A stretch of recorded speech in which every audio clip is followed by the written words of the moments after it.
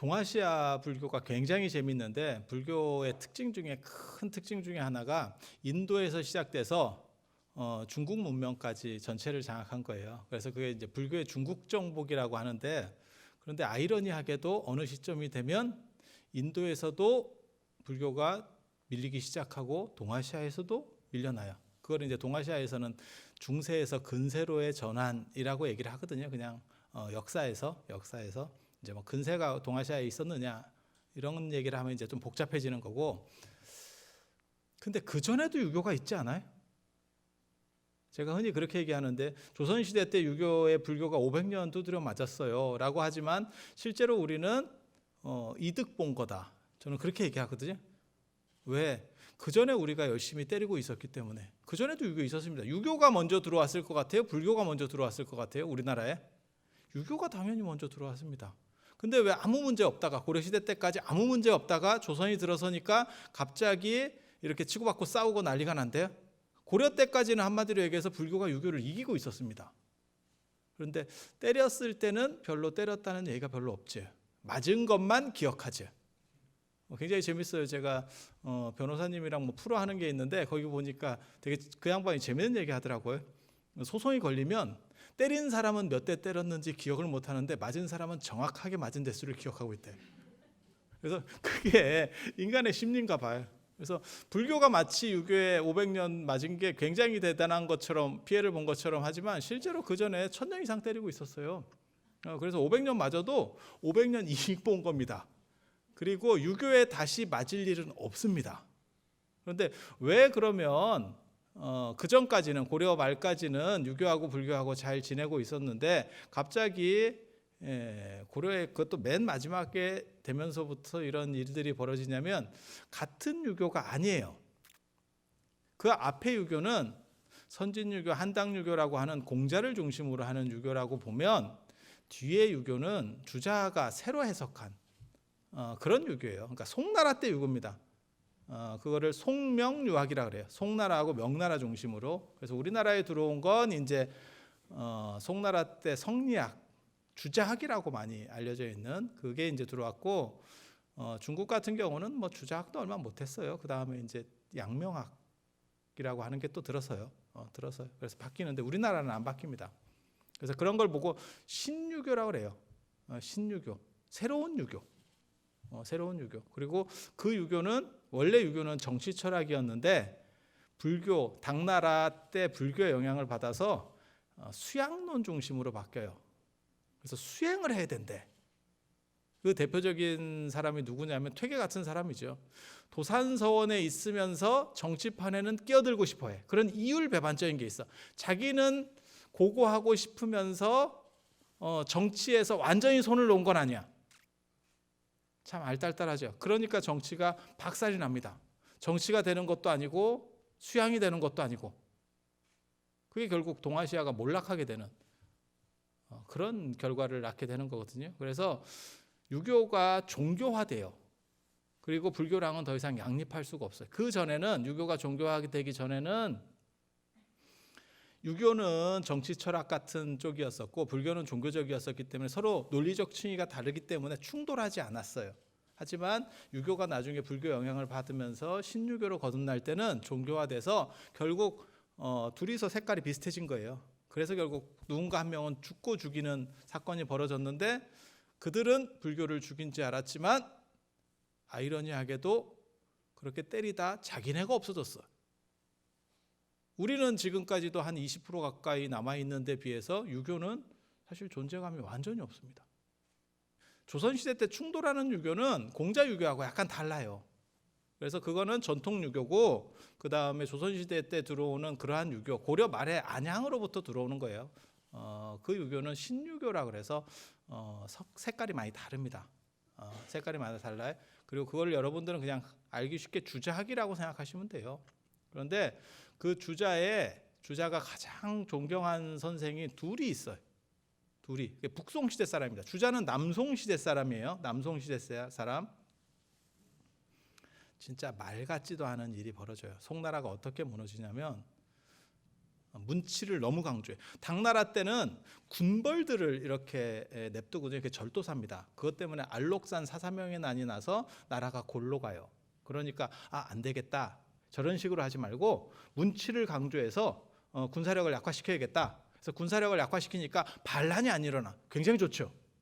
하지만 외침이 생기기 시작해요. 외침이 안 되는 거예요. 그래서 금나라한테 두드려 맞고 이제 강남으로 내려가게 되는 거거든요. 그게 남송이에요. 북송이 정강의 변이라고 들어보셨어요? 영웅문 읽으면 곽정과 양과, 그게 정강의 변이에요. 네. 그게 이제 송나라 북송의 휘종과 흠종. 북송의 수도가 어딘지 아세요? 개봉입니다. 개봉. 포청천. 동아시아의 해리포터라고나 할까? 이렇게. 그래서 이렇게 그 포청천이 일종의 개봉 시장 비슷한 그런 직위예요. 그러니까 지금으로 말하면 서울시장 아니면 서울검찰총장 뭐 이런 거죠. 그렇게 해서 그 시절이 북송, 그리고 휘종과 흠종이 좀 이상한 짓 하다가 그 도교에 미쳐가지고 이렇게 제정신 아닌 짓 하다가 결국 금나라한테 황제가 잡혀요. 그래서 나라가 끝나고 그 이제 유민들이 도망가가지고 양장 남쪽으로 도망가서 세우는 게 이제 남송이에요. 그래서 주자는 남송 시대 사람이라서 굉장히 피해 의식이 있습니다. 오랑캐들이 우리 한족들을 저렇게 괴롭히고 있다. 이렇게 우리가 약해진 이유는 뭐냐? 그거를 이제 불교 때문이라고 그 사람은 생각한 거죠. 그래서 불교에 대해서 굉장히 싫어합니다. 그런데 이 양반이 좋아했던 선생이 북송시대 때 북송오자라고 있어요. 북송시대 때 5명의 선생. 그 5명의 선생 중에 대표적인 사람이 정호라는 사람이 있고 정의라는 사람이 있어요. 이 두 사람이 사실 이 신유학의 시조예요. 그 외에는 이제 주렴계, 그다음에 장행거, 소강절 이렇게 5명이거든요. 북송오자. 북송시대 때 살았던 5명의 자자라는 거는 선생, 큰 선생이라는 뜻이에요. 공자, 맹자, 순자, 노자 이런 거 할 때 다 큰 선생이라는 뜻이에요. 그래서 정호, 정의는 형제입니다. 형제예요. 참 엄마가 대단한 사람이에요. 한 사람도 똑똑한 사람 두기가 어려운데 아들 둘을 그렇게 똑똑하게 키우기가 보통 어렵지 않거든요. 이 둘이 공부를 굉장히 잘해요. 이게 이제 유교의 어떻게 보면 시족격 인물이에요. 지금 신유교의 시족격 인물. 이 사람 선생이 누구냐면 주렴계라고 하는 사람입니다. 불교적으로도 굉장히 중요한 사람이에요. 여러분 혹시 그거 아세요? 연꽃이 불교를 상징하는 꽃이라고 그러잖아요. 연꽃이 왜 불교를 상징해요? 왜 그럴까? 인도에서 나와서? 남아시아하고 인도가 원산지인 건 맞아요. 그럼 뭐 다른 데는 없어요? 그리고 불교 경전 중에 연꽃이 등장하는 경전이 있어요? 제대로 등장하는 경전이 있어요? 묘법연화경에 연꽃이 막 뭐가 이렇게 상징적인 게 막 등장해? 하늘에서 뭐 뿌려졌다 뭐 이런 거밖에 없는 거 아니에요? 꽃빛 뿌려졌다 이런 거? 없어요. 생각같이. 연꽃의 상징성이 굉장히 약한데도 불구하고 불교적으로 확 갖춰지는 게 사실은 이 주렴계 선생 때문에 그래요. 이 염계라고 이 사람이 애련설이라고 하는 글을 씁니다. 고문진 뭐 문편에 있는 아주 멋진 글이에요. 거기서 보면 뭐라고 얘기하는 거냐면 당나라 사람들은 모란을 좋아하고 모란은 부귀의 상징이고 그 다음에 도연명은 국화를 좋아한다. 나만 혼자 연꽃을 좋아한다. 처염상정이라는 게 이 사람 표현이에요. 우리가 더러운 것에서 연꽃은 더러운 것에는 나지만 더러움에 물들지 않는다. 그래서 나는 이거를 화중군자라고 한다. 꽃 중에 군자라고 한다. 이것 때문에 연꽃은 불교적인 상징이 되는 동시에 유교에서도 그대로 다 쓰입니다. 그래서 도산서원이나 경회루에도 원래 경복궁 경회루에도 연꽃이 심어져 있었어요. 왕궁이나 도산서원 같은 데도 연꽃이 쓰일 수 있었던 게 유교의 시조라고 할 만한 이 사람이 이 연꽃을 좋아하고 그 다음에 그 여산이라고 하는 이 사람이 살았던 데가 여산인데 그 여산 하면 독림사라고 하는 유명한 절이 있습니다. 독림사라고 하는 유명한 절이 있어요. 그 여산 해원스님 들어보셨어요? 해원스님이 3분이 있거든요. 여산해원, 정영사해원, 정법사해원 이러는데 여산해원이 어떻게 보면 정토종의 시조입니다. 나중에 이제 여러분이 정토 수업을 들으시면 여산 회원 얘기를 들을 거예요. 굉장히 멋있는 사람입니다. 조금이라도 계율적인 거를 범하지 않으려고 했었던. 그래서 그분이 123명을 모아놓고 정토 결사를 하는 게 백년결사. 뭐 얘기하면 진기한 얘기들이 굉장히 많아요. 그런데 주렴계가 교류했던 거는 독림사의 여산 스님은 아니고 회원 스님은 아니고 독림사의 상총 스님하고 교류를 했어요. 그래서 불교적인 영향도 굉장히 많이 받은 사람인데 이 사람이 정오하고 정의 맞박하고 턱조가리 선생들을 가르칠 때, 제자를 가르칠 때 꼭 한 말이 있어요. 저는 이 얘기를 굉장히 좋아하거든요. 공자의 수제자가 안회라는 사람입니다. 언제 죽었냐면 32살에 죽어요. 32살에. 여러분들 같으면 지금 여러분은 다음 생을 살고 있는 겁니다. 안회를 기준으로 보면. 근데 32살에 죽어요. 근데 이 사람을 아성이라고 그러고, 공자가 안회에 대한 평가를 여러분도 들어보셨을 거예요. 공자가 뭐라고 얘기 안 하냐면 아내는 도움이 안 된다. 쟤는 뭘 물어보는 게 없어. 이렇게 얘기해. 그런데 나중에 뒤돌아서 하는 행동을 보면 다 이해하고 실천을 해. 굉장히 비호감이죠. 비호감이죠. 그리고 아내는 감정을 옮기지 않는데, 그러니까는 이 사람하고 이 사람 때문에 기분이 나쁘면 그 다음에 바로 이 사람이 오면 이게 옮겨가거든요, 감정이. 우리가 마치 무슨 뭐 거울처럼 되라, 이런 잘생긴 사람이 오면 잘생긴 사람대로 비추고 못생긴 사람이 오면 못생긴 대로 비추고 이렇게 하라고 말은 하지만 그게 현실적으로 어렵습니다. 아침에 기분 나쁜 일 있으면 하루 종일 뭔가 좀 이렇게 하죠. 그런데 아내는 실제로 사람이 계속 바뀐다는 거예요.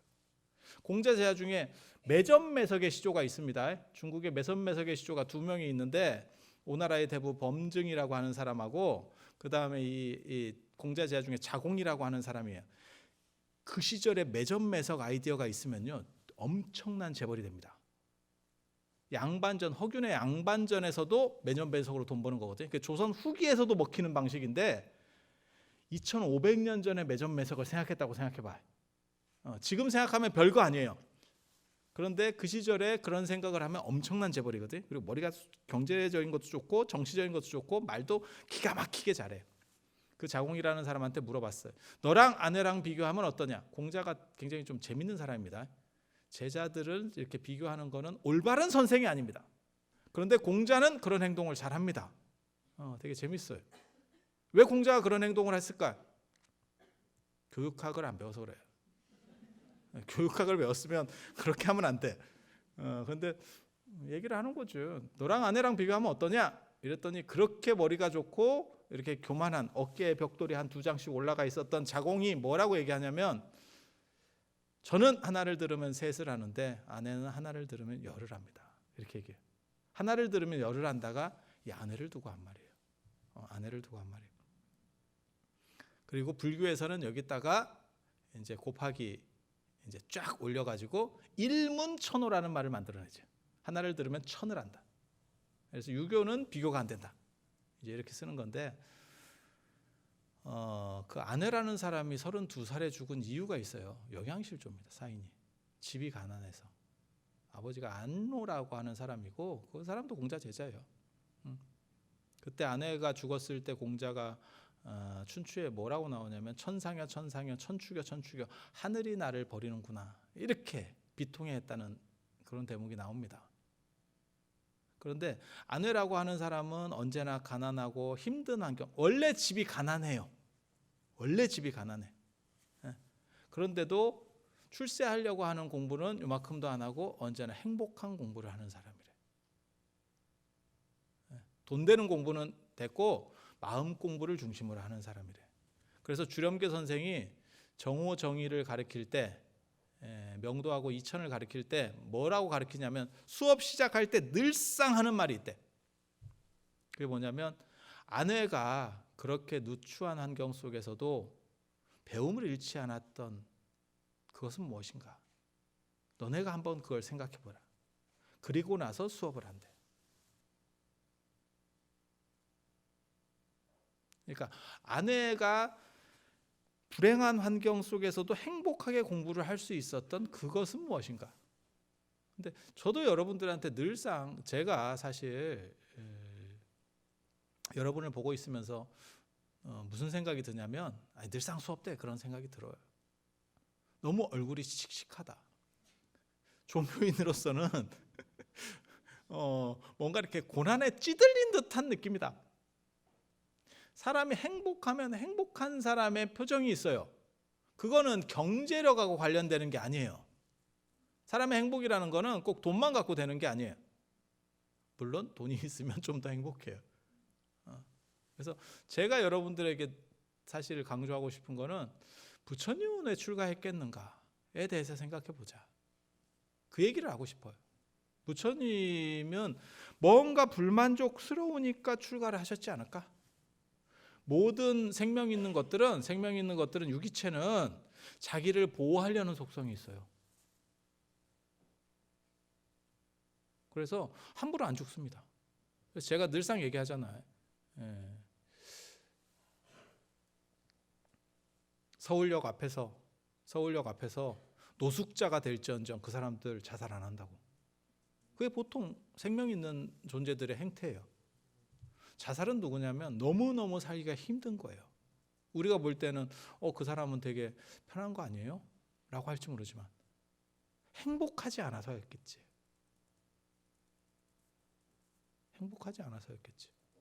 그래서 부처님께서 오비구들을 교화하고 그 다음에 나중에 야사 55인을 교화해서 60명을 이렇게 교화했을 때 그때 전도선언에서 뭐라고 나옵니까? 두 사람이 한 길로 가지 마라. 처음도 좋고 중간도 좋고 끝도 좋은 행복한 이야기를 해줘라 라고 하는 얘기가 나오잖아요. 그래서 행복이 무언가라고 하는 생각들을 계속 하면서 살아야 돼요. 내 안이 얼마나 떳떳하지 않느냐하고 관련되는 거예요. 공자 제자 중에 자로라고 하는 사람이 있어요. 자로 들어보셨어요? 주목 출신입니다. 조폭 출신입니다. 굉장히 재밌는 사람이거든. 공자보다 한 8살 아래인데 공자세가에 보면 이제 중리 제자일전에 보면 한 8살 아래인데 이 사람 원래 조폭 출신이에요. 공자도 한 주먹 합니다. 공자가 원래 그리고 공자학당에는 무술을 가르쳐요. 부처님도 무술 그 당시에 2500년 전에는 무술이 기본 과목입니다. 부처님 무술대회 1등 출신인 거 아시죠? 그렇게 가는 거예요. 그리고 그게 씨름하고 활하고 전차 몰기거든요. 부처님께서 주로 하신 게 공자도 마찬가지예요. 예, 악, 사, 어, 서, 수를 가르쳤다. 예의 차리는 거, 악, 음악, 사가 활쏘기예요. 활쏘기. 어가 전차 몰기, 서가 글쓰기, 수가 세마기. 그래서 전차 몰기, 활쏘기가 다 있는 거예요. 부처님하고 공통 과목인 걸 알 수 있죠. 왜? 그 시절의 전쟁 양상 때문에 그래요. 전차를 배너같이 전차 타고 가서 활 쏘는 전쟁이었기 때문에 그런 일이 벌어지는 거예요. 근데 부처님은 씨름도 배웠다던데요. 전차가 전복됐을 때 떨어지면 맨손 경기로 씨름을 합니다. 활을 쐈던 사람들이기 때문에 칼을 쓰는 게 아니고 씨름을 하게 돼 있어요. 그래서 그게 그 시절의 전쟁 양상을 나타내는 거거든요. 그래서 공자도 한 주먹 합니다. 논어에 어떤 구절이 나오냐면 자로가 공자의 제자로 들어간 뒤부터 공자에 대한 안 좋은 소문이 사라졌다라고 하는 아주 의미심장한 얘기가 나옵니다. 공자를 씹으면 가서 죽도록 패는가 봐. 엉간이 맞으면 사람이 씹는데 죽을 것 같잖아요. 못 씹습니다.